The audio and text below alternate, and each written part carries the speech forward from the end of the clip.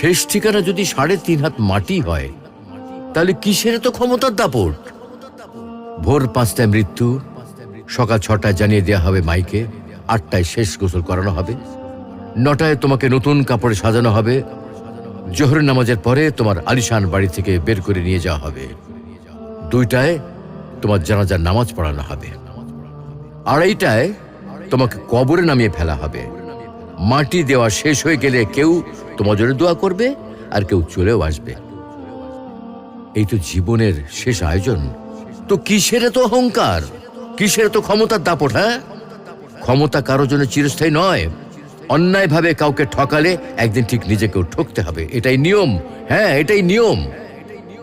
ভোরের সূর্যোদয়ের আলোতে যে পৃথিবী আলোকিত হয়, সন্ধ্যার সূর্যাস্তে তা আবার হারিয়ে যেত দেখি। অসত্য দিয়ে সত্যকে কখনো ঢেকে রাখা যায় না।